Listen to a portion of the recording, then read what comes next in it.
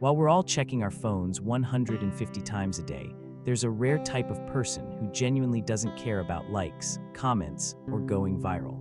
Psychologists have been studying them, and what they found is fascinating. So let me ask you something. When was the last time you went an entire day without opening Instagram, TikTok, or whatever your app of choice is? For most of us, that's basically impossible. We wake up and immediately reach for our phones. We scroll during breakfast, check notifications at red lights, and fall asleep watching videos. But here's the thing that blows my mind. There are people out there, real people, not monks living in caves, who just don't do any of that. They're not fighting some heroic battle against temptation. They're not white-knuckling their way through digital detoxes. They simply don't feel the pull that the rest of us do.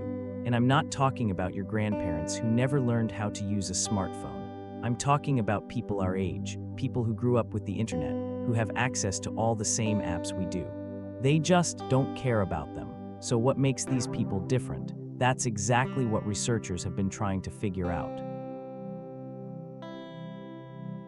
According to recent studies in behavioral psychology, people who don't need social media tend to share 3 core psychological characteristics. And honestly, when you hear what they are, they make perfect sense. The first trait is what psychologists call a strong internal locus of control.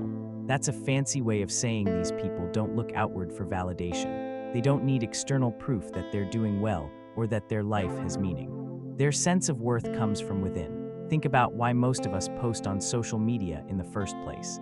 We share a photo from vacation, and we're waiting for those likes to roll in. We post an opinion, and we're checking back to see who agreed with us. We're essentially asking the world, am I doing this right? Am I enough?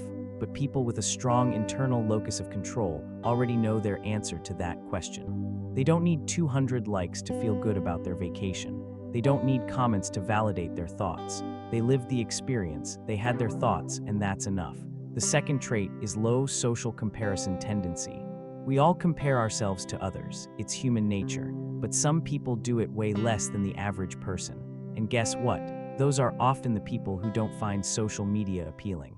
Because let's be real, social media is basically a comparison machine. It's designed to show you what everyone else is doing, wearing, achieving, experiencing.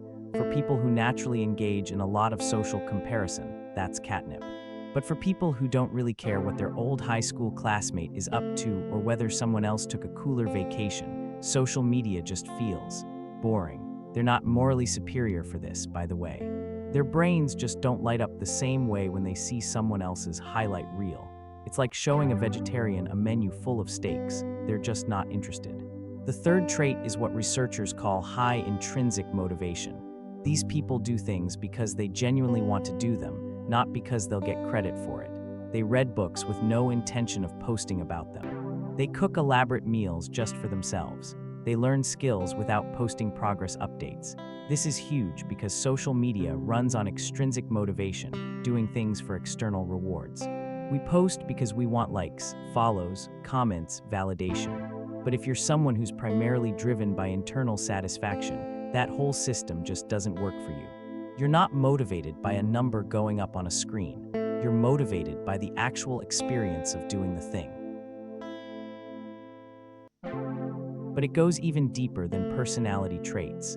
Neuroscientists have actually found differences in how these brains respond to social rewards. When most people get a like or a positive comment, their brain releases dopamine. It's the same chemical involved in addiction, and it feels good, really good. Good enough that we'll keep coming back for more, checking our phones over and over, hoping for that next hit. But studies using fMRI scans have shown that some people's brains just don't respond as strongly to social rewards. When they get a like, there's a much smaller dopamine release. It's not that they're emotionally dead or anything. They respond normally to other types of rewards. They just don't get the same neurochemical high from social validation. It's kind of like how some people are more sensitive to caffeine than others. Give one person a cup of coffee and they're bouncing off the walls. Give it to someone else and they barely notice. Same thing, but with social media dopamine. Here's where it gets really interesting. We live in what's called an attention economy. Companies are literally fighting for your attention because attention equals money. The average person spends over 2 hours a day on social media, and that's not by accident.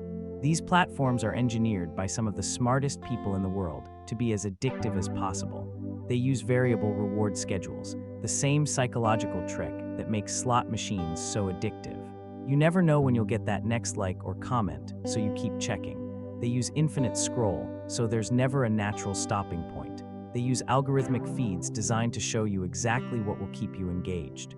Against all of that engineering, most of us don't stand a chance. We're not weak-willed. We're just human, and these systems are designed to exploit human psychology, but people who don't need social media. They're essentially immune to all of this, not because they're stronger or smarter, but because their brain chemistry and personality traits make them less susceptible to these manipulations. The hooks that catch the rest of us just slide right off them. Now you might be thinking, great, so some people won the genetic lottery and don't get addicted to social media. What about me? Here's the thing. Understanding why some people don't need social media can actually help those of us who struggle with it. Because once you realize that these platforms are designed to exploit certain psychological vulnerabilities, you can start to defend against them. You can start building some of those protective traits, even if they don't come naturally to you. You can work on developing a stronger internal locus of control by practicing self-validation. Instead of posting something and waiting for likes, try keeping a private journal where you reflect on your experiences just for yourself. You can reduce social comparison by being more mindful about who you follow. Unfollow accounts that make you feel inadequate or envious. Curate a feed that inspires rather than deflates you. You can focus on intrinsic motivation by doing things purely for the joy of doing them. Read a book and don't tell anyone about it. Cook a meal and don't photograph it. Take a walk without tracking it. At the end of the day, this isn't about whether social media is good or bad. It's about understanding that it affects different people differently, and that's okay. Some people can use social media in a healthy, balanced way. Some people genuinely enjoy it without it taking over their lives, and some people are better off without it entirely. The problem is that we've created a world where not being on social media can feel like social suicide. Like you're missing out on something essential, but the existence of these people who don't need it, who are living full, happy lives without it, proves that's not true. You don't need social media to have meaningful relationships. You don't need it to be informed about the world. You don't need it to be creative or successful or happy. Those are all things that come from within, and maybe that's the real lesson here. The people who don't need social media aren't missing out on anything. They've just found what they need in a different place, inside themselves. So what do you think? Are you someone who could walk away from social media tomorrow and feel fine?